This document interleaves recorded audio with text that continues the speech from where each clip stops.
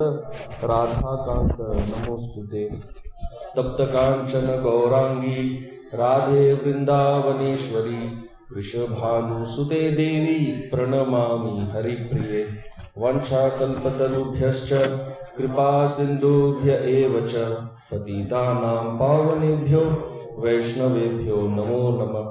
जय श्री कृष्ण चैतन्य प्रभु नित्यानंद श्री अद्वैत गदाधर श्रीवासादि गौर भक्त वृंद। हरे कृष्ण कृष्ण कृष्ण हरे हरे, हरे राम राम राम हरे हरे। हरे कृष्ण। उपस्थित सभी भक्तों का श्री श्री राधा गोकुलानंद मंदिर के प्रातःकालीन प्रवचन में हार्दिक स्वागत है। सभी भक्तों का आशीर्वाद और अनुमति चाहते हैं कि श्रील नरोत्तम दास ठाकुर महाशय के विषय में कुछ कहने का प्रयास कर सके। श्रील गौर किशोर दास बाबा जी अपने साथ केवल एक ग्रंथ रखते थे और उस ग्रंथ का नाम था श्री प्रेम भक्ति चंद्रिका, जो नरोत्तम दास ठाकुर की दो भजन के ग्रंथों में से एक है प्रार्थना और एक है प्रेम भक्ति चंद्रिका। और श्रील भक्ति सिद्धांत सरस्वती ठाकुर अपने शिष्यों से कहते थे प्रतिदिन प्रेम भक्ति चंद्रिका पढ़ने के लिए। एक बार गौर किशोर दास बाबा जी से प्रश्न पूछा गया कि हम कृष्ण प्रेम कैसे प्राप्त कर सकते हैं, तो बाबा जी ने कहा कि बाजार जाइए और 5 आना में 2 ग्रंथ खरीद के लाइए, प्रार्थना और प्रेम भक्ति चंद्रिका। तो 5 आना मतलब क्या, 4 आना तो 25 पैसा होता था, इतना हमें याद है बचपन में। 4 आना तो 5 आना मतलब करीबन 30 पैसा। 30 पैसे में 2 ग्रंथ, अब ये कागज भी नहीं मिलेगा। तो वो कहते थे ये 5 आना में प्रार्थना और प्रेम भक्ति चंद्रिका ये खरीद के लाओ और इसे रोज पढ़ो, तुम्हें कृष्ण प्रेम प्राप्त हो जाएगा। तो हमारे षड गोस्वामियों के जो अनुयायी हुए, गोस्वामियों के बाद जो नेक्स्ट जनरेशन हुआ, उसमें सर्वोत्तम भक्त निस्संदेह नरोत्तम दास ठाकुर है, इसमें कोई 2 राय नहीं है।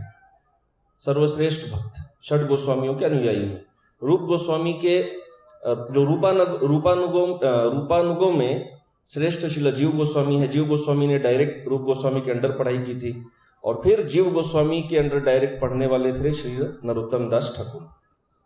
तो नरोत्तम दास ठाकुर के विषय में हमारे ग्रंथों में बहुत लंबा वर्णन है, मतलब इतना लंबा वर्णन है कि यदि आप डायरेक्ट भी केवल जस्ट रीडिंग भी करेंगे, समझाना तो दूर की बात है, रीडिंग भी आप अगर करें ना तो कम से 40-50 घंटे चाहिए आराम से, केवल डायरेक्ट रीडिंग करने के लिए। प्रेम विलास, नरोत्तम विलास, फिर और भी कुछ छोटे छोटे ग्रंथों में और भी बहुत वर्णन है, बहुत ज्यादा वर्णन है। तो इतना तो सब संभव नहीं है, अभी विस्तार में वर्णन होने लगे तो एक लीला में ही वो पूरा क्लास हो जाता है। तो जीव गोस्वामी के लिए जैसे हमने एक भजन गाया था, जीव गोस्वामी प्रभु शोचक, इसी तरह श्रील नरहरि चक्रवर्ती ठाकुर ने जीव गोस्वामी के साथ नरोत्तम दास ठाकुर के लिए भी एक भजन लिखा। ये जो शोचक भजन होता है, ये क्या होता है, इसको सूचक भी कहते हैं, उनकी पूरी जीवनी की सूचना देते हैं, जस्ट एक ग्लैंस इंफॉर्मेशन।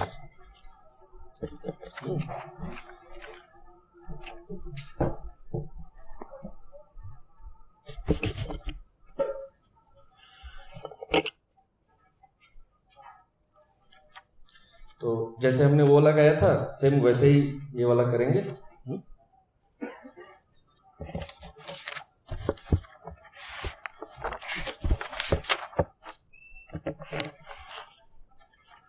तो इस भजन में संक्षिप्त में उनके जीवन के जो महत्वपूर्ण लीलाएं हैं, जो महत्वपूर्ण पहलू है, वो सब इसमें बताए गए हैं। तो जो गोस्वामी गण और गोस्वामियों के अनुयायियों में जो महत्वपूर्ण वैष्णव हुए, उनके लिए ऐसे शोचक भजन लिखे हुए हैं। इसको कुछ वैष्णव इसे शोचक कहते हैं, कुछ इसे सूचक भी कहते हैं। ठीक है, तो एक एक पद करके गाते हैं और फिर उसका अर्थ संक्षिप्त में समझने का प्रयास करेंगे। वैसे बंगला में है परंतु बहुत सरल है ये। ओ मोर करुणामय श्री ठाकुर महाशय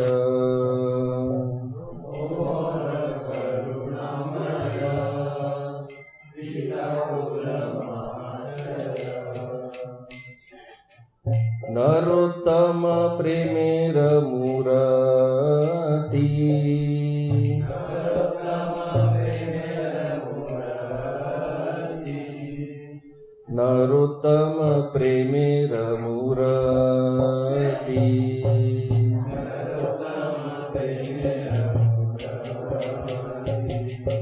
कीबा से कोमल तनु शिरीष कुसुम जनु।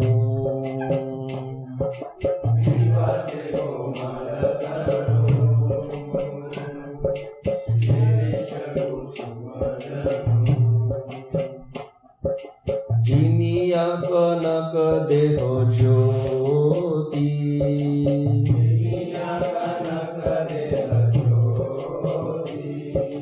जिनिया कनक देहो ज्योति।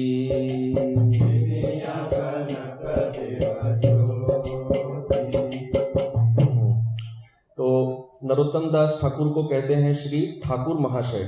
ठाकुर महाशय एक पदवी है जो जीव गोस्वामी ने उनको प्रदान की थी। जब नरोत्तम दास ठाकुर बाद में वृंदावन गए थे और जीव गोस्वामी के अंडर में उन्होंने पढ़ाई की, लोकनाथ गोस्वामी जी की बहुत सेवा की, तो वहाँ पे बहुत सिलेक्टेड चुने हुए वैष्णवों को ही ऐसे पदवी दी जाती थी और जीव गोस्वामी ऐसे पदवी सोच सोच के देते थे उनके गुण, उनके विलक्षणता के हिसाब से। तो एक बार जीव गोस्वामी वैष्णवों के साथ बैठे हुए थे, नरोत्तम दास ठाकुर भी वहाँ थे। तो जीव गोस्वामी कहते हैं कि सब वैष्णवों के चेहरे को देख के ही समझ गए कि ये लोग सब चाहते हैं कि आज नरोत्तम दास को पदवी मिलनी चाहिए, और उन्होंने उनको यह पदवी दी ठाकुर महाशय। ठाकुर अर्थात प्रभु, बंगाली में भगवान को भी ठाकुर कहते हैं, कई विग्रहों को भी ठाकुर कहते हैं। और महाआशय जिनका महान आशय है, आशय जो आश्रय भी देते हैं और जिनके हृदय में बहुत महान आशय है, सब शास्त्रों के गूढ़ अर्थ वे समझते हैं। तो नरोत्तम प्रेमेर मूर्ति, प्रेम के मूर्ति तो सभी वैष्णव हुए हैं, सभी शुद्ध वैष्णव, परंतु नरोत्तम दास ठाकुर को कह सकते हैं लिटरली प्रेमेर मूर्ति। चैतन्य महाप्रभु ने उनके लिए जो कृष्ण प्रेम है वो पद्मावती नदी में छोड़ा था। चैतन्य महाप्रभु जब यात्रा कर रहे थे तब शायद कन्हई नाट्यशाला में, वहीं पे अचानक से चिल्लाने लगे नरोत्तम नरोत्तम नरोत्तम, और नित्यानंद प्रभु भी पूछने लगे कौन है ये, क्या है ये नरोत्तम, आप क्यों बोल रहे हैं, अवश्य ही किसी महान वैष्णव की आने की सूचना दे रहे हैं। तो महाप्रभु जब उधर गए पद्मावती नदी के पास, तो पद्मावती देवी से उन्होंने कहा कि मैं ये प्रेम जो है कृष्ण प्रेम आपके निकट छोड़ना चाहता हूँ। और जहां पे महाप्रभु ने कृष्ण प्रेम को रखा उस जगह को अभी प्रेमतली कहते हैं, प्रेमतली घाट। तो पद्मावती देवी ने पूछा, जो मूर्तिमान वो नदी थी, उन्होंने पूछा कि मैं कैसे समझूंगी कि नरोत्तम कौन है, मैं पहचानूंगी कैसे। तो महाप्रभु ने कहा कि जब नरोत्तम दास ठाकुर आके आपकी नदी में स्नान करेंगे तब स्वाभाविक ही आप उछलने लगेंगी, बाढ़ आ जाएगा। तो ऐसा ही हुआ था। और नरोत्तम दास ठाकुर ने जैसे ही वहां पे स्नान किया, उनके अंदर केवल हृदय में ही विकार नहीं, उनके देह का रंग पूरा जो है स्वर्ण बन गया, गौरंग महाप्रभु के जैसा ही वर्ण हो गया। और नरोत्तम दास ठाकुर अपने घर में जब गए उसके बाद, तो वो कहते थे कि कोई गौर वर्ण का कोई बालक है जो मेरे अंदर प्रवेश कर गया है। तो उनके माता पिता सोचते थे कि ये क्या बोलता है, जरूर कोई भूत प्रेत अंदर चला गया होगा। उन्होंने कोई ओझा तांत्रिक वगैरह को भी बुलाया था इनको ठीक कराने के लिए। तो वो ओझा तांत्रिक भी कुछ पैसे बनाना चाहता था। वो कहने लगा कि नहीं, इनके अंदर ये कुछ वायु वगैरह कुछ विकार हुआ है। तो खैर नरोत्तम दास ठाकुर प्रेम की मूर्ति मतलब वास्तव में ही है। कीबा से कोमल तनु शिरीष कुसुम जनु, उनका तनु अर्थात शरीर बचपन से ही बहुत सुकोमल था। उनको देखते ही लोग उनसे सब आकर्षित हो जाते थे। और कहते हैं कि जो महापुरुषों के जो चिन्ह होते हैं, जैसे हाथ इतने लंबे होना कि घुटने तक चले जाए, नाभि बहुत गहरी होना, ये सब शरीर के लक्षण भी उनके अंदर जन्म से ही थे। जिनिया कनक देह ज्योति, कनक अर्थात स्वर्ण, तो उनका शरीर स्वर्ण के तरह चमकता था, जन्म से नहीं। जब उन्होंने पद्मावती नदी में स्नान किया तब से उनका शरीर का रंग बदल गया। इतना ही नहीं, ऐसा हुआ था कि नरोत्तम दास ठाकुर जब स्नान कर लिए थे और उनका शरीर का रंग बदल गया, उनके माता पिता घबरा गए थे, क्योंकि उन्होंने देखा था इनके अंदर बचपन से ही थोड़े वैराग्य के लक्षण दिख रहे थे। तो घबरा गए, कहाँ चला गया, कहाँ चला गया। तो गांव वालों से पता चला कि उन्होंने देखा है नरोत्तम को पद्मावती नदी की ओर जाते हुए। तो ये डर गए कहीं डूब वगैरह ना जाए। तो ये जब वहां गए तो नरोत्तम दास ठाकुर वहीं पर थे, पर ये उनको पहचान नहीं पाए। लड़के का रंग पूरा बदल गया था ना, अभी पूरा सोना रंग हो गया। तो फिर ये रोने लगे, चिल्लाने लगे, अरे कहाँ है कहाँ है। और ये उनको पुकारने लगे, अरे माँ मैं यही हूँ मैं यही हूँ। अरे तुम कौन है तो पहचान में नहीं आ रहे हो। फिर इन्होंने बताया कि ऐसे मैंने वहां स्नान किया और वो प्रेम रखा हुआ था, कोई तरल पदार्थ ऐसे में कुछ होगा। तो कहते हैं कि जैसे ही मैंने उसका पान किया, कोई स्वर्ण रंग का कोई बालक मेरे अंदर प्रवेश कर गया और मेरे साथ ऐसा हो गया। तो माता पिता उनको घर ले आए, फिर सोचे चलो उपचार वगैरह करवाते हैं इसका। तो ये पहला पद है। अभी दूसरा, अल्प बयसताय कोन सुख नाही भाय,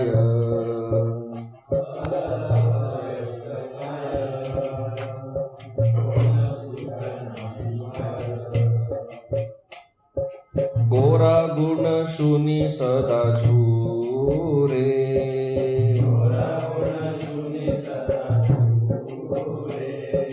गोरा गुण शुनि सदा झूरे,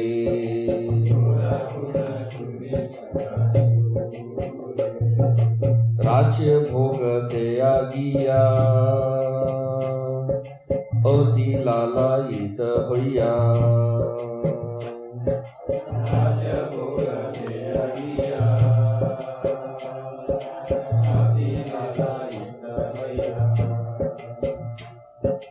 गमन करिला ब्रजपुरे,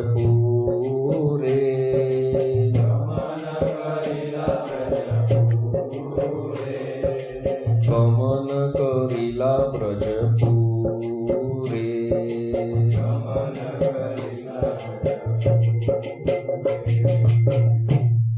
तो अल्प बयस, अल्प जो शब्द होते हैं उनको भजन में लिखने के लिए थोड़ा फेरबदल कर देते हैं। ऐसे अल्प तो नहीं होता है, अल्प होता है, तो अल्प को ऐसे अल्प कर देते हैं, हल्का वेरिएशन लाते हैं ताकि वो मीटर में बैठ सके छंद में।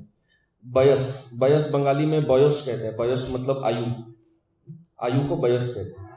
तो अल्प आयु में ही ताय, ताय मतलब उनको, कोनो सुख नाही भाय, कोई भी प्रकार का संसारिक सुख उनको अच्छा नहीं लगता था, बहुत वैराग्य था उनके हृदय में। और माता पिता ने ना उनको बांध के रखा था, उनको भय था कि ये चला जाएगा।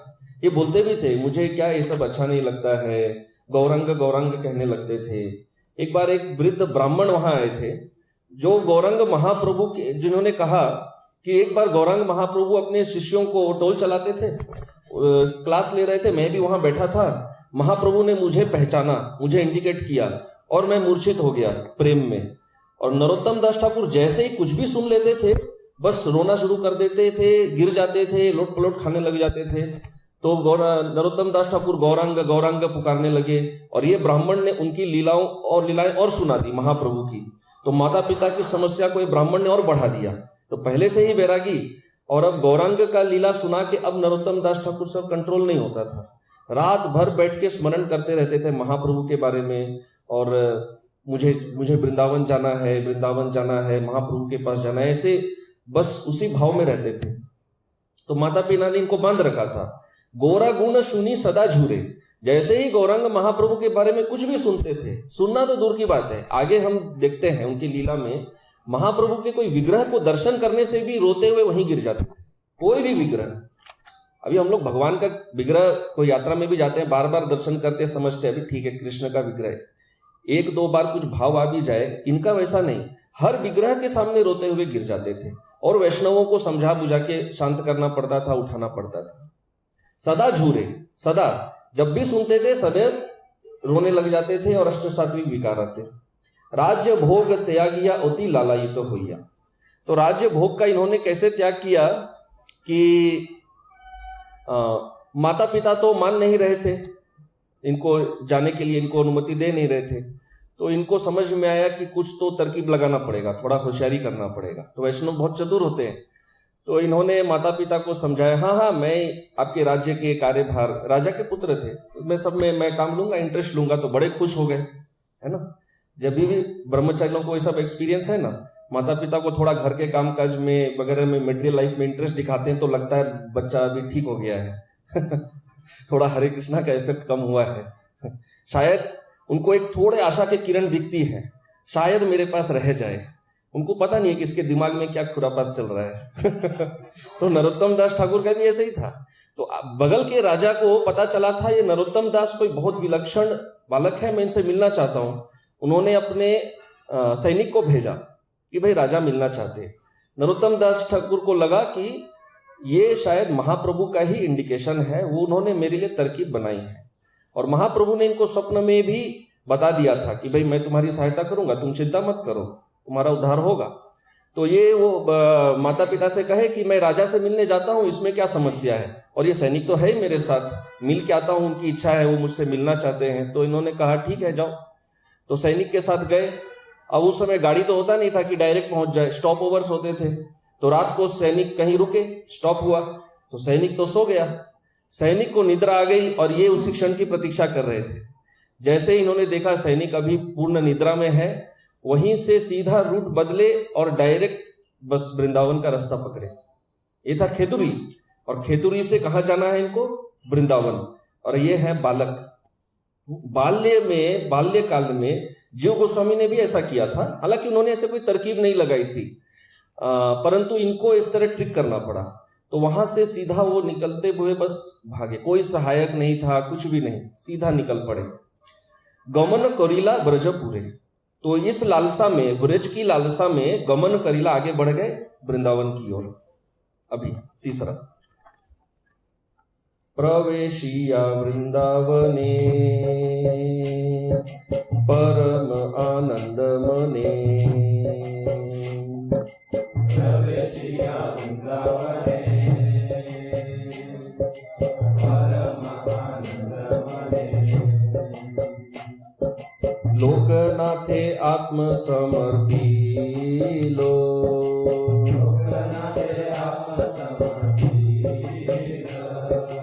लोकनाथे आत्म समर्पिलो।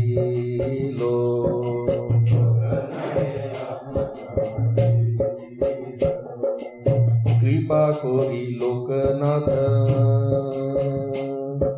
कोरी लेन आत्मसाथ।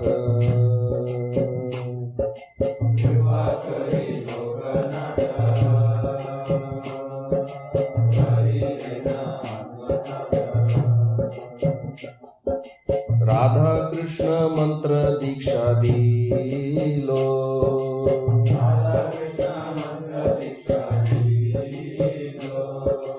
राधा कृष्ण मंत्र दीक्षा दिलो।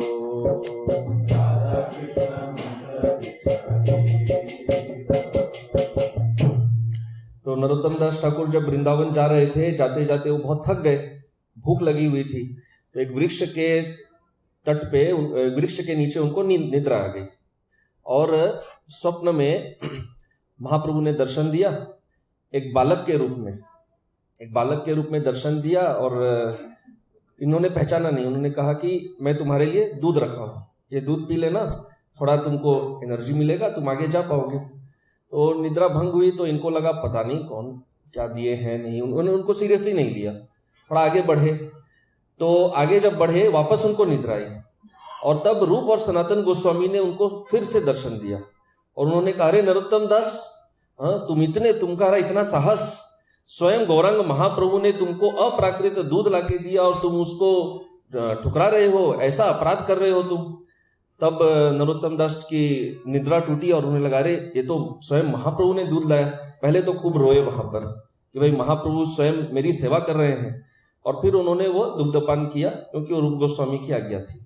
तो वो अप्राकृत दूध था, उससे उनको बहुत शक्ति मिली, फिर आगे बढ़े और वृंदावन गए। तो अब उनके वृंदावन पहुंचने का भी जो स्टोरी है वो बहुत लंबा है। मथुरा जाते हैं, फिर वहां पर एक ब्राह्मण मिलते हैं, वो ब्राह्मण के साथ वार्तालाप होता है, फिर वो ब्राह्मण उनको उनके साथ एक व्रजवासी देते हैं, जो व्रजवासी उनको वृंदावन तक लेके जाते हैं। तो ऐसे नरोत्तम दास ठाकुर का प्रत्येक जो इवेंट है वो एक छोटा बुकलेट जैसा है। वो मतलब इतना विस्तार में बताया गया है तो संभव नहीं होता है बताना। तो लोकनाथ है आत्म समर्पिलो। तो इनको पहले से ही महाप्रभु ने कहा था कि आपको लोकनाथ गोस्वामी का शरण लेना है, और लोकनाथ गोस्वामी को महाप्रभु ने स्वप्न में कह दिया था कि आपको नरोत्तम दास ठाकुर को स्वीकार करना है। और जीव गोस्वामी को भी पता था कि नरोत्तम दास ठाकुर आ रहे हैं। तो नरोत्तम दास ठाकुर के जीवन में हम देखते हैं, इनको कई बार महाप्रभु ने स्वप्न में दर्शन दिया, एक बार नहीं, अनेकों अनेकों बार।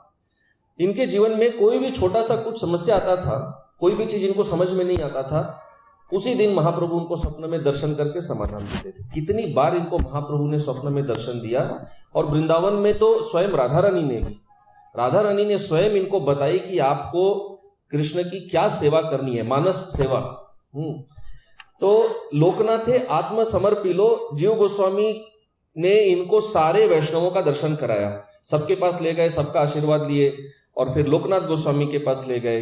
तो लोकनाथ गोस्वामी, इनको पता था कि मुझे इनको ही गुरु चुनना है, परंतु लोकनाथ गोस्वामी का नियम था कि वो कोई शिष्य नहीं बनाएंगे। तो एक बार ऐसा हुआ कि लोकनाथ गोस्वामी प्रसाद लेने बैठे थे वैष्णवों के साथ और नरोत्तम दास भी वहां पर थे। तब तक इनको ठाकुर पदवी नहीं मिली थी।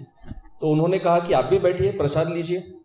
इन्होंने कहा, भाई आप तो हमारे गुरु तुल्य हैं, मैं आपके साथ कैसे बैठ सकता हूं प्रसाद लेने, और मैं तो दीक्षित भी नहीं हूं। तो इन्होंने दीक्षा की याचना की। तो लोकनाथ गोस्वामी ने कहा, देखो शास्त्र में बताया गया है गुरु और शिष्य को कम से कम 1 साल का वेटिंग पीरियड रखना चाहिए। तो ये केवल इस्कॉन में नहीं होता है। लोकनाथ गोस्वामी ने उनको क्लियर कहा कि ये शास्त्र का नियम है, 1 साल रखना पड़ता है, परंतु मैं आपको हरिनाम दीक्षा भी दे दूंगा। तो अब नरोत्तम दास ठाकुर प्रसाद लेने बैठ नहीं रहे थे। उनको था, भाई मैं दीक्षित नहीं हूं, इन वैष्णवों के साथ मैं कैसे बैठ सकता हूं। तो वहीं पे हरिनाम दीक्षा वहीं दे दिए और फिर ये बैठे प्रसाद लेने के लिए। और फिर 1 साल की अवधि में इन्होंने लोकनाथ गोस्वामी की बहुत सेवा की। हम सब वो लीला जानते हैं। तरह तरह लोकनाथ गोस्वामी के पास आते थे, श्रवण करते थे, भक्ति के विषय सब उनसे सीखते थे, और फिर भी दीक्षा हो नहीं रही थी। जब इन्होंने लोकनाथ गोस्वामी की जो बहुत मिनियल जो सेवा है, मल मूत्र सफाई इत्यादि सब जो उन्होंने किया एक लंबे समय तक, वो भी उनको बताया नहीं। लोकनाथ गोस्वामी बहुत दिनों के बाद उनको लगा, कौन ऐसे रात को सब सफाई करके जाता है। यहां तक कि कहते हैं नरोत्तम दास ठाकुर जब सफाई करते थे ना, सफाई करने का जो झाड़ू है उसको भी मिट्टी के नीचे छुपा देते थे, ताकि इतना सा भी लोकनाथ गोस्वामी को डाउट ना हो कि भाई कोई ऐसा करता है ना। सेवा करते थे लेकिन सेवा दिखाने का कोई भाव नहीं था। तो लोकनाथ गोस्वामी ने पहचाना। एक बार लोकनाथ गोस्वामी उनके पीछे पीछे आए और ये सफाई कर रहे थे, तो सामने खड़े हो गए लोकनाथ गोस्वामी। ये इन्होंने उनको देखा, देख के डर गए, अरे अब क्या होगा, पहचान गए, है ना। हम लोग छुप छुप के कोई सेवा करते हैं, कोई महाराज को पता चल जाता है तो डर जाता है, पता चला तो क्या होगा। तो लोकनाथ गोस्वामी ने कहा, आप ऐसा क्यों कर रहे हैं, ये उचित नहीं, आपको नहीं करना चाहिए, भाई आप एक राजा के पुत्र हैं। तो इन्होंने बहुत याचना की, नहीं नहीं आप मुझे करने दीजिए, ये तो बहुत महान सेवा है, वैष्णव की ऐसी सेवा करने का अवसर किसे मिलता है। तब लोकनाथ गोस्वामी का हृदय पिघल गया और उन्होंने अगले दिन कहा कि आप यमुना में स्नान करके आना, आपको दीक्षा देते हैं। तो परम पूज्य राधानाथ स्वामी महाराज जी का मतलब ये एकदम फेवरेट पास टाइम है। अनगिनत बार महाराज इसी लीला के ऊपर बार बार बोलते रहते हैं, क्योंकि मिनियल सेवा पे बहुत ज्यादा जोर देते हैं। तो राधा कृष्ण मंत्र दीक्षा दिलो, पहले तो हरिनाम दीक्षा हुई थी, अब राधा कृष्ण मंत्र में दीक्षा हुई। अब चौथा, नरोत्तम चेष्टा देखी वृंदावने सबे सुखी।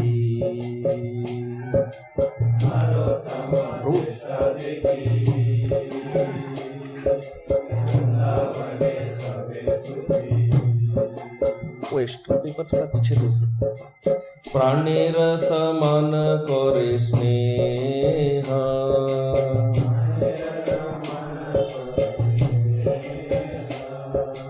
प्राणेर समान करे स्नेह,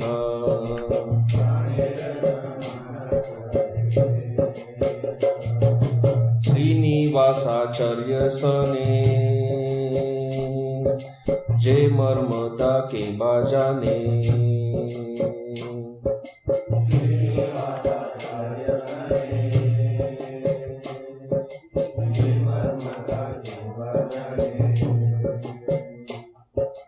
प्राण एक भिन्न मात्र देह,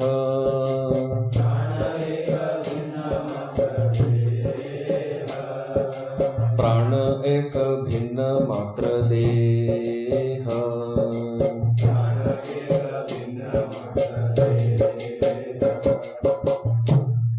तो नरोत्तम दास ठाकुर की सेवा, उनका शास्त्र अध्ययन देख के वृंदावन में सब बहुत सुखी थे। नरोत्तम दास ठाकुर का मतलब डिटेल में पढ़ेंगे तो नरोत्तम दास ठाकुर हर वैष्णव को प्रणाम करते थे। ऐसा कोई भी अकाउंट नहीं है कि इन्होंने किसी वैष्णव से कोई प्रकार का आर्ग्यूमेंट किया, किसी भी प्रकार का कुछ भी नहीं आता है। सबके सामने बहुत नम्र रहते थे। तो नरोत्तम दास लोकनाथ गोस्वामी के पास जाके भागवत सीखते थे प्रतिदिन, और जीव गोस्वामी के पास आकर षट संदर्भ और जो अन्य गोस्वामी, रूप गोस्वामी, सनातन गोस्वामी के ग्रंथ है, बृहद भागवतामृत इत्यादि, वो सब जीव गोस्वामी के पास सीखते थे। तो इस प्रकार से शास्त्र में भी वो बहुत विलक्षण बन गए थे। प्राणेर समान करे स्नेह, सभी ब्रजवासी उनको अपने प्राण तुल्य स्नेह करते थे। और नरोत्तम दास ठाकुर के सबसे अच्छे मित्र थे श्रीनिवास आचार्य। इन दोनों के बीच का जो प्रेम था, कह रहे हैं मर्म ता केवा जाने, कौन समझ सकता है कि इनके बीच का प्रेम मर्म भाव क्या था। प्राण एक भिन्न मात्र देह, एक आत्मा दो शरीर, ऐसा था जैसे। बेस्ट फ्रेंड श्रीनिवास आचार्य। तो भक्ति शास्त्र है तो बाद में आएगा, ठीक है, अगला पढ़ते हैं। श्री राधा विनोद देखी सदाई जोड़ाय आखी, श्री राधा विनोद देखी सदाई जोड़ाय आखी। प्रभु लोकनाथ सेवारत,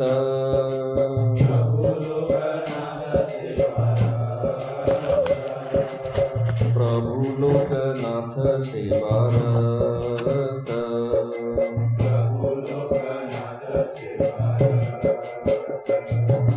भक्ति शास्त्र अध्ययने महानंद बाड़े मने,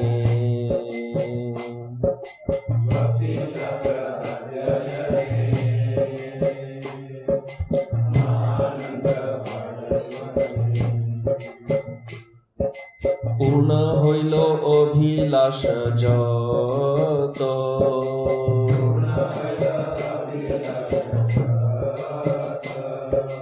पूर्ण हইল অভিলাষ যত।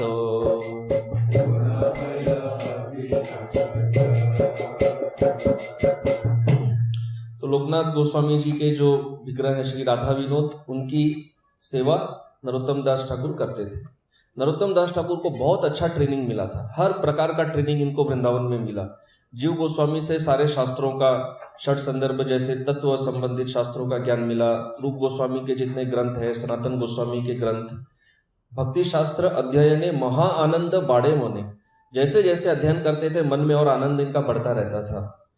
और लोकनाथ गोस्वामी के अंडर में विग्रह सेवा सब करते थे, हर प्रकार की सेवा इन्होंने सीख ली थी। पूर्ण होइलो अभिलाष जत, जितनी आध्यात्मिक इच्छाएं लेकर ये ब्रज आए थे, सारी इच्छाएं इनकी पूर्ण हो गई। इच्छाएं क्यों पूर्ण नहीं होगी? जिसके टीचर जीव गोस्वामी है, जहां पे सब गोस्वामी लोग हैं, लोकनाथ गोस्वामी जो विग्रह सेवा सिखाए, इससे ज्यादा और क्या होगा? इससे बढ़िया तो कुछ हो नहीं सकता है ना। Best of the best Gurukul. शायद भगवान कृष्ण का जो सांदीपनि मेरी का गुरुकुल है वो भी ऐसा नहीं हुआ होगा जो गोस्वामियों का गुरुकुल चलता था। तो और क्या चाहिए? तो सब अभिलाषाएं इनकी पूर्ण हुई और अब इनका सेवा का टाइम आया। अब इनको गुरु से आदेश मिलने वाला है। अभी तक इनका ट्रेनिंग हो गया, अब ये अपनी सेवा आगे बढ़ाएंगे, प्रचार करेंगे। तो अगला पद, प्रभु अनुमति मते श्री व्रज मंडल होइते, प्रभु अनुमति मते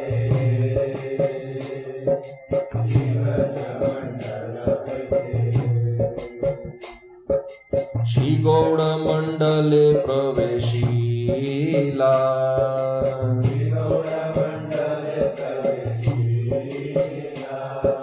श्री गौड़ मंडले प्रवेशीला,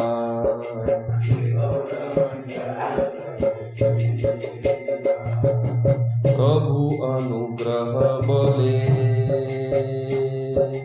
नवद्वीप लीला चले,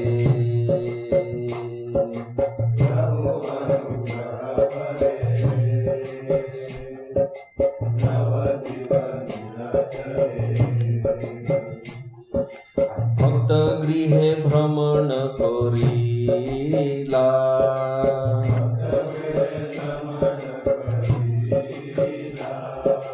भक्त गृहे भ्रमण कोरीला।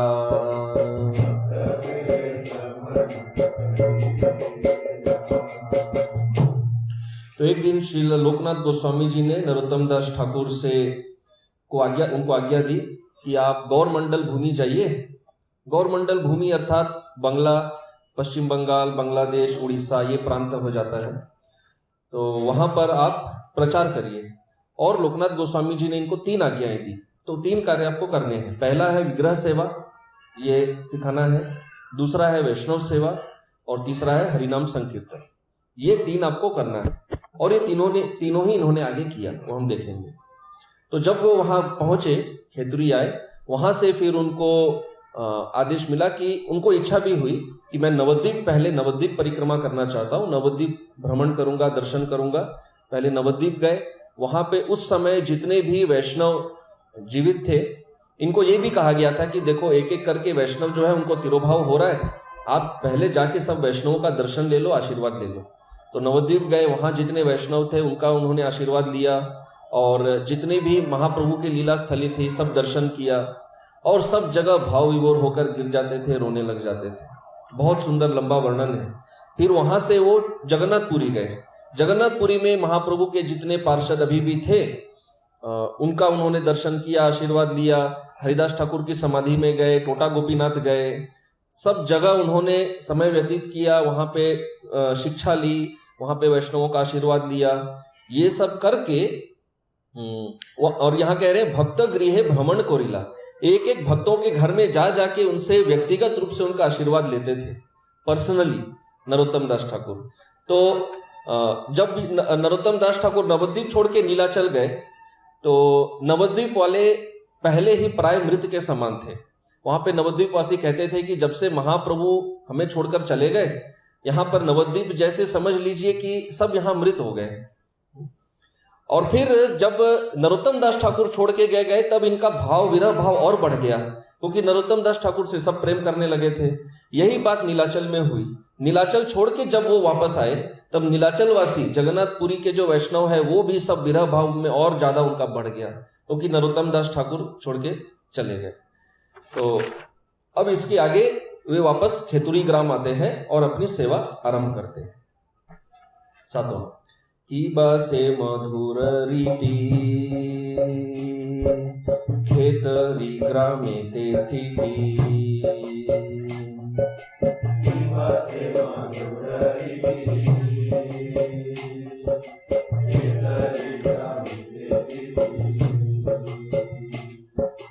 सेवे गौर श्री राधा रमण,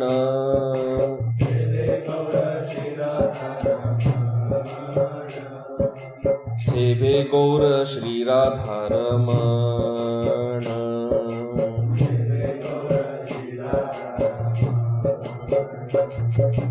श्री बल्लवी कांत नाम राधा कांत रस धाम।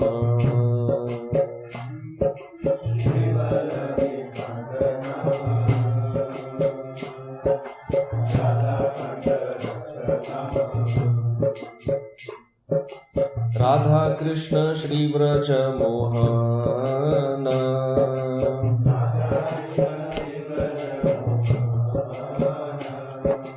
राधा कृष्ण श्री व्रज मोहन।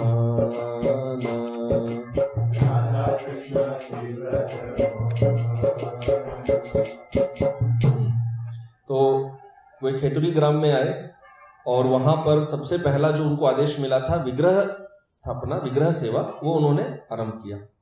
तो नरोत्तम दास ठाकुर को स्वप्न में बताया गया कि उनको 6 विग्रह तैयार करने। इन्होंने 6 विग्रह बनवाए। तो यहाँ पे हमने इन्वर्टेड कॉमा में उसका नाम दिया है। एक है गौर, एक विग्रह गौरांग महाप्रभु का, और श्री कृष्ण के 5 विग्रह, श्री राधा रमण, श्री बल्लवी कांत, राधा कांत, राधा कृष्ण और श्री व्रजमोहन। तो इसके पीछे सुंदर लीला है। तो इन्होंने एक भक्त को बुला के उनसे विग्रह बनवाए। अपने व्यक्तिगत निरीक्षण में 5 विग्रह श्री कृष्ण के बन गए। अब जब गौरांग महाप्रभु का विग्रह बनवा रहे थे तो बहुत प्रयास करने से भी सही रूप से विग्रह हो नहीं रहा था। एक विग्रह का जो भगवान के विग्रह का जो एक शेप होना चाहिए, आकार होना चाहिए, सही तरह से बैठ नहीं रहा था। बहुत प्रयास किया फिर भी नहीं हो रहा था। तो रात को निद्रा में महाप्रभु ने इनको फिर स्वप्न में दर्शन दिया। ये इनका महाप्रभु का ऐसे ही चलता था, कुछ भी होता महाप्रभु दर्शन देते, बोलते ऐसा करना है वैसा करना है। तो महाप्रभु ने बोला देखो तुम जो ये विग्रह बनाने का प्रयास कर रहे हो ना, ये तुम्हारा सफल होगा नहीं, और अगर ये विग्रह बन भी गया तो भी मैं इसमें प्रवेश करने वाला नहीं। तो इन्होंने पूछा क्यों प्रभु, मुझसे क्या अपराध हुआ? नहीं, तुमसे कोई अपराध नहीं हुआ है, मैंने अपनी प्रकट लीला में ही अपना एक विग्रह बनवाया था, धातु का विग्रह, और तुम्हारे यहाँ पास में जो एक राजा या कोई बहुत धनी व्यक्ति कुछ था कोई, तो उसके पास वो धन रखने के लिए जो खेत में जैसे धन जमा करके रखते हैं ना, वो जगह जहां पर सब जो धान सब रखा हुआ है उसके अंदर में छुपा के रखा हुआ है वो विग्रह, और उस जगह को जो सांप उसकी रक्षा करते हैं। तो वो विग्रह तुम लाओ वहां से निकाल के, वो मैंने तुम्हारे लिए ही रखा है, अपना स्वयं से बनाया हुआ विग्रह। तो अगले दिन नरोत्तम दास ठाकुर कुछ वैष्णवों को लिए और वहां चले, उस व्यक्ति के पास गए और उन्होंने कहा कि मैं उस जगह का देखना चाहता हूं। तो उन्होंने कहा अरे प्रभु आप वहां मत जाइए, वहां पर बहुत भयंकर विषैले सांप रहते हैं, वो मेरा ही खेत का धान है, मैं खुद वहां नहीं जाता हूं, आप क्यों ये कर रहे हैं? इन्होंने कहा मुस्कुराते हुए तुम चिंता मत करो, हाँ, इनको तो भगवान ने स्वयं कहा था, मैं जाता हूं देखता हूं क्या होता है। तो जैसे ही नरोत्तम दास ठाकुर वहां प्रवेश किए अंदर, सारे सांप वहां से चले गए, और फिर उन्होंने वो धान वगैरह सब हटाया और महाप्रभु का गौरांग विष्णु प्रिया ये विग्रह उनको वहां से प्राप्त हुए। तो ये जो छठा विग्रह है उसकी ऐसी लीला है। तो खेतुरी ग्राम में इन विग्रहों की फिर आगे भी स्थापना होगी, वो अगले पद में है। ए छय विग्रह जैन साक्षात विहरे है न,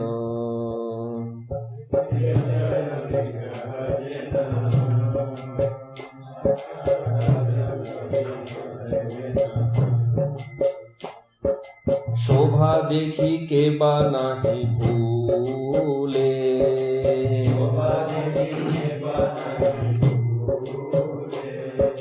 शोभा देखी के बा नाही भूले,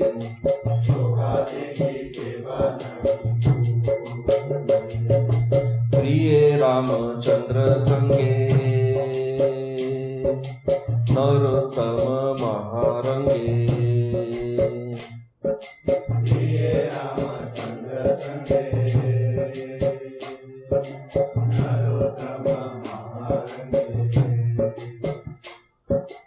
भासे प्रेम रसे रहिलोले,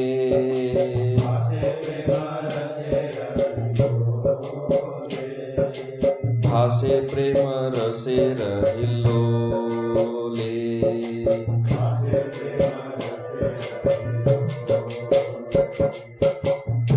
तो ये 6 विग्रह थे, इनकी स्थापना होनी थी फाल्गुन पूर्णिमा, नरोत्तम दास ठाकुर का जो प्रसिद्ध गौर पूर्णिमा उत्सव है जो उन्होंने ही आरंभ किया, उस दिन ये विग्रहों की स्थापना हुई।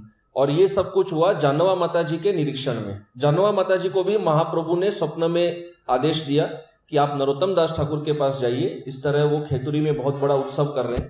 तब जानवा माता शायद इधर खड़दा में थी, जो नित्यानंद प्रभु का स्नान था, तो उन्होंने अपना रूप बदला और वो इधर आ गई वैष्णवों को लेकर। तो उनकी अध्यक्षता में उस समय वो सबसे सीनियर वैष्णवी थी, उसमें ये 6 विग्रहों की स्थापना हुई। साक्षात विहरे हेनो, ऐसा लगता था कि 6 जो विग्रह है साक्षात विहार अर्थात लीला कर रहे हैं। सभी विग्रह, भगवान के सभी विग्रह ऐसे होते हैं, फिर भी कुछ विग्रहों में हमें भी ऐसा फील होता है ना, बहुत एकदम जीवंत है, लाइव जैसे ऐसे लगता है। और फिर जिस भक्त की भावना है, अभी यहाँ भगवान की जो सेवा करते हैं तो उन्हें अवश्य ऐसा एहसास होगा कि भाई भगवान जीवंत है, भगवान भी लीला करते हैं। जैसी भावना होती है भगवान वैसा रेसिप्रोकेशन करते हैं। शोभा देखी केबा ना ही भूले, उन विग्रहों की शोभा जो देखते थे कभी उन विग्रहों को भूल नहीं सकते थे। और गौर का जो विग्रह है वो तो स्वयं महाप्रभु का ही दिया हुआ था। प्रिय रामचंद्र संगे, तो यहां पर इनके 2 परम मित्र थे, एक तो श्रीनिवास आचार्य और एक रामचंद्र कविराज। इसीलिए नरोत्तम दास ठाकुर वैष्णव विरह के भजन में अंत में क्या कहते हैं, रामचंद्र संगा मांगे, है ना, ये कहते हैं ना नरोत्तम दास, अंत में वही कहते हैं। तो यहाँ पे रामचंद्र कविराज इनके सबसे परम मित्र थे। तो इनके महारंगे भासे प्रेम रसेर हिल्लोले, इन दोनों के बीच कृष्ण प्रेम के रस की सब लीलाएं आस्वादन सब चलते थे। आगे नरोत्तम गुण जतो केताहा कोहि बेकतो, नरोत्तम गुण जतो केताहा कोहि बेकतो, प्रेम वृष्टि जार संकीर्तने,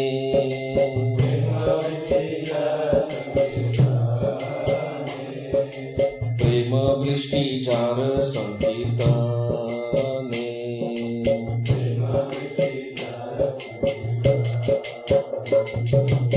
श्री अद्वैत नित्यानंद गण सह गौरचंद्र,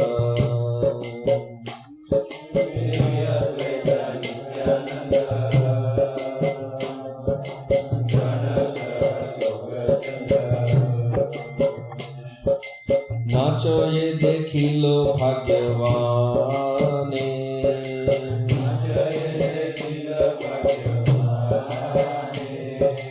नाचो ये देखिलो भाग्यवाने,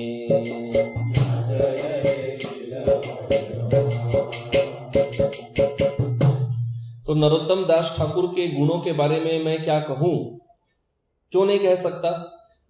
वैष्णव तो बहुत हुए, परंतु नरोत्तम दास ठाकुर ऐसे वैष्णव थे जिनके संकीर्तन में महाप्रभु सभी पार्षदों के साथ साक्षात उपस्थित हुए थे। और महाप्रभु ने जानवा माता से पहले कहा था कि आप उस उत्सव में जाइए, मैं नित्यानंद अद्वैत के साथ स्वयं वहां पर प्रकट होऊंगा और मैं स्वयं नृत्य करूंगा। तो ये इस खेतुरी उत्सव की सबसे बड़ी विशेषता है। महाप्रभु अपने पार्षदों के साथ ऐसे नृत्य किए जैसे उन्होंने जगन्नाथ रथ यात्रा के समय की थी। और नाचो ये देखी लो भाग्यवाने, जो जो वहां भाग्यवान थे, जैसे जगन्नाथपुरी में भी रथ यात्रा में जो भाग्यवान थे, जैसे राजा प्रताप रुद्र, उन्होंने महाप्रभु का दर्शन किया, एक साथ साथ पार्टी में नृत्य कर रहे हैं। यहाँ पर भी बहुत सारे वैष्णवों ने महाप्रभु का दर्शन किया। और कहा जाता है अपने अपने भाव के अनुसार दर्शन किया, कोई सख्य भाव में, कोई माधुर्य में, अलग अलग भाव में। जैसे भगवान कृष्ण जब कंस, वो जो जब युद्ध होना था चाणूर मुष्टिक के साथ, जब भगवान कृष्ण वहां प्रवेश किए थे, तो बताया जाता है उस समय भगवान कृष्ण के साथ सारे रसों में आस्वादन हुआ एक साथ। बहुत प्रसिद्ध श्लोक है मल्लानाम न शनिर्निनाम। तो उसी प्रकार महाप्रभु ने भी सारे रसों में भक्तों के साथ आस्वादन यहाँ पर किया। नाचोए देखी लो भाग्यवान। अब आगे गौर गण प्रिय अति नरोत्तम महामती, गौर गण प्रिय अति नरोत्तम महामती, वैष्णव सेवने चार ध्वनि,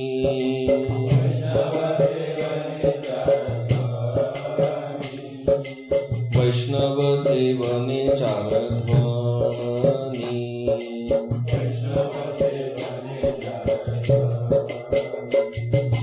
की अद्भुत दयावान कारे बाण करे दान,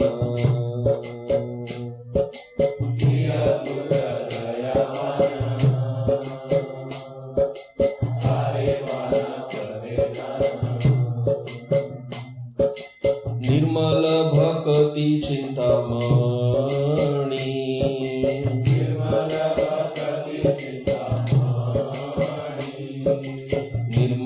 भक्ति चिंतामणि।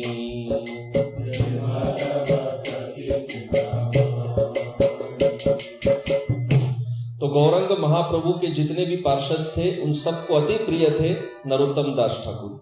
तभी तो सारे वैष्णव एक साथ वहां प्रकट हो गए। वैष्णव सेवा ने जार ध्वनि, तो वैष्णव सेवा भी इन्होंने स्थापित करवाई। पहला विग्रह सेवा तो हो गया, अभी वैष्णव सेवा। तो इस खेतुरी उत्सव के लिए कहा जाता है कि नरोत्तम दास ठाकुर के साथ जो वैष्णव सेवा करने के लिए जो सहायता करते थे वो राजा का नाम था संतोष दत्त, और ये राजा एक एक वैष्णव के लिए अलग अलग कमरा आयोजित रखते थे। जो भी वैष्णव आ रहे थे, श्रीनिवास आचार्य अपने शिष्यों के साथ, रामचंद्र कविराज और भी नीलाचल से भक्त, हर एक वैष्णव को अलग रूम देते थे और प्रत्येक रूम में उस वैष्णव का सेवा करने के लिए एक सेवक, एकदम पर्सनल सर्विस। तो कहा जाता है, लिखा गया है कि श्रीनिवास आचार्य ऐसी वैष्णव सेवा देख के बहुत संतुष्ट हुए। तो ये दूसरा उन्होंने स्टैंडर्ड सेट किया, वैष्णव सेवा का क्या स्टैंडर्ड होना चाहिए, वो यहाँ कह रहे हैं। वैष्णव सेवा ने जार ध्वनि की अद्भुत दयावान कारे बाना करे दान। हर किसी को नरोत्तम दास ठाकुर कृष्ण प्रेम देते थे, कोई भेदभाव नहीं था, कोई ब्राह्मण है, कोई शूद्र है, कोई क्या है, बल्कि स्वयं ही उनका जो जन्म था वो शायद शूद्र जाति में था, और एक ब्राह्मण ने उनका ऐसे अपमान भी किया था कि अरे ये शूद्र है और ये सबको दीक्षा दे रहे हैं, और उस ब्राह्मण को कोढ़ का रोग हो गया। निर्मल भक्ति चिंतामणि, इनकी भक्ति निर्मल थी, कुछ भी मल नहीं था, अर्थात कोई भी स्वार्थ नहीं था। और चिंतामणि, चिंतामणि अर्थात जो इनके संपर्क में आता था वो भी, जैसे कहते हैं पारस, वो भी पारस बन जाता है, वो भी चिंतामणि। तो और आगे ऐसा वर्णन आएगा कि एक राजा थे नरसिंह, और वो नरसिंह राजा के साथ और एक व्यक्ति थे, उनका नाम याद नहीं आ रहा है, ये राजा को एक कंप्लेन किया गया नरोत्तम दास ठाकुर के लेके कि इनके साथ वाद विवाद होना चाहिए, चेक करना चाहिए भाई कितना ज्ञान है। तो इनके जो दो शिष्य थे, बहुत लंबा स्टोरी है, मुझे भी पूरा याद नहीं है, बार बार पढ़ना पड़ता है। तो दो शिष्य, इन्होंने को मार्केट में कुछ स्टॉल, एक कुछ हाट लगा था जिसमें दो शिष्य स्टॉल लगाए थे। हाँ, क्या नाम था? एक तो गंगा नारायण चक्रवर्ती और एक और याद नहीं आ रहा है मुझे। तो इन दोनों ने इनके साथ वाद विवाद किया, और राजा और उसके साथ जो ब्राह्मण थे, जो पंडित, और वाद विवाद में हरा दिया। वो स्मार्त थे वो ब्राह्मण। तो राजा ने बोला, पूछा भाई कौन है आप? तो ये बोले हम नरोत्तम दास ठाकुर के शिष्य हैं। राजा ने वो पंडित को बोला, अरे भाई इनके शिष्यों से हम नहीं सक रहे हैं, नरोत्तम दास ठाकुर से लड़ने का तुम ख्वाब छोड़ दो। और ये राजा नरसिंह उनके पास जाते हैं और ये भी सब उनके शिष्य हो जाते हैं। तो गंगा नारायण चक्रवर्ती उस समय के बहुत बड़े पंडित माने जाते थे। सब बड़े बड़े पंडित नरोत्तम दास ठाकुर से उन्होंने दीक्षा ली। तो आगे, पाषंडी असुर गणे माताई लो गौरा गुणे। पाषंडी असुर गणे माताई लो गौरा गुणे। विवल होइला प्रेम रसे,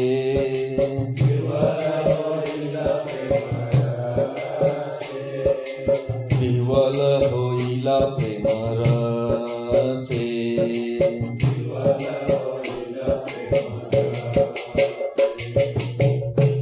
अलौकिक क्रियाचार हेन की होई बेआर। अलौकिक क्रियाचार हेन की होई बेआर। सेना यश घोषे देशे देशे,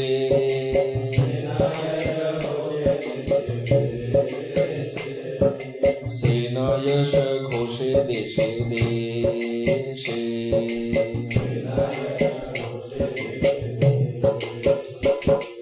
तो उस समय जो चोर डकैत, चोर उचक्के जो होते थे, उन सबको नरोत्तम दास ठाकुर ने कृपा दी। एक बार दो व्यक्ति हैं, एक व्यक्ति एक गोट, शीप, भेड़, एक भेड़ और एक भैंस, इन दो को लेके जा रहे थे मार के खाने के लिए। तो नरोत्तम, इनका बलि चढ़ाने के लिए नरोत्तम दास ठाकुर ने उनको प्रचार किया, उनको वैष्णव बनाया। ऐसे बहुत सारे केस हुए, मांस खाने वाले, व्यभिचार करने वाले, सबको नरोत्तम दास ठाकुर ने प्रचार किया। तो पाषंडी असुर गुणे, डकैत, चोर, गुंडे वगैरह जो थे, इन सबको भी इन्होंने ये बनाया, वैष्णव बनाया। बिहुबल होइला प्रेम रसे, सब गोरा गुणे माताई लो। माताई लो मतलब बंगाली में एक शब्द होता है माताल। माताल मतलब पियक्कड़, उसको माताल कहते हैं बंगाली में। तो गौरांग महाप्रभु के गुणों में उनको माताल बना दिया, मतलब उनको शराबी बना दिया। महाप्रभु के गुण का जो इंटॉक्सिकेशन है वो चढ़ाया। विह्वल होइला प्रेम रसे, ये तो सब सिंपल है। अलौकिक क्रियाजार, जिनके कार्यकलाप अलौकिक है, संसारिक नहीं थे। जार हेनो की होइबे आर, सेना यश घोषे देशे देशे, देश देश में प्रांत प्रांत में इनका यश जो है वो फैल रहा था। अभी अंतिम पद जो है ये व्यक्तिगत प्रार्थना है नरहरि दास जी की। कहे नरहरि होबे किए मन दीना, कहे नरहरि होबे किए मन दीना, नरोत्तम पदे बिकाई बो,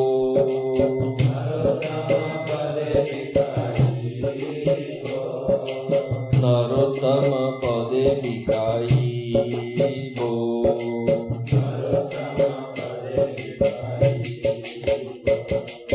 सघनी बाहु दुली, प्रभु नरोत्तम बोली,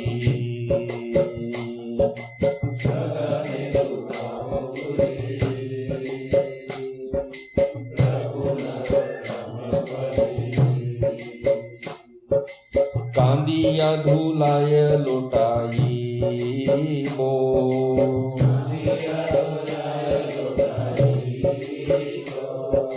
कांदिया धुलाय लोटाई बो,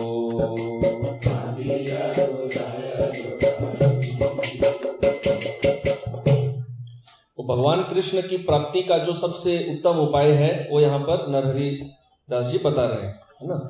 भक्त पद धूली, भक्त पद जल, भक्त भुक्त अवशेष, एक दिन भक्तिर बल। तो यहाँ कह रहे हैं कि एमोन दिन, एमोन मतलब ऐसा, क्या वह दिन कभी मेरे जीवन में आएगा? ये नरहरि दिनहीन व्यक्ति कह रहा है, क्या वो दिन कभी आएगा? नरोत्तम पौधे बिकाई वो, ये संस्कृत में कहते हैं विक्रय, विक्रय अर्थात बेच देना, तो बंगाली में उसे कहते हैं बिक्री, विक्रय को बिक्री कहते हैं। तो बिकाई वो मतलब क्या वो दिन कभी आएगा कि नरोत्तम दास ठाकुर के चरणों में मैं अपने आप को बेच दूंगा? पूर्ण शरणागति, वो दिन क्या कभी आएगा? और वो दिन कभी आएगा जब सभों ने दो बाहु तुली, दोनों हाथ उठाकर मैं पुकारूंगा प्रभु नरोत्तम बोली, और ऐसे नरोत्तम प्रभु नरोत्तम पुकारते पुकारते कांदिया, कांदिया अर्थात रोते रोते, धूलाए लोटाई वो, धूल में मैं गिर के लौटने लग जाऊंगा। कब वो पूर्ण शरणागति वैष्णव के प्रति अपने आप को बेच दूं, वो दिन कब आएगा? तो हम भी यही प्रार्थना करते हैं कि कब वो दिन आएगा कि हम अपने गुरु वैष्णव श्रील प्रभुपाद, जो हमारे दीक्षा शिक्षा गुरु हैं, उनके चरणों में कब हम अपने आप को बेच सकेंगे। ये सब बहुत श्रेष्ठ स्तर का भक्ति है, कहना आसान है, परंतु प्रार्थना से और उनकी कृपा से ही ये संभव है, केवल साधन बल से सब होता नहीं है। तो यही प्रार्थना करते हुए सभी वैष्णवों के चरणों में हम यहाँ पर समाप्त करते हैं। इनकी लीला बहुत लंबी है, कहीं इधर कुछ गलती हो गई हो तो मैं क्षमा चाहता हूँ। हरे कृष्ण। श्रील नरोत्तम दास ठाकुर महाशय की जय, श्रील प्रभुपाद की जय, समवेत भक्तवृंद की जय। हरि बोल।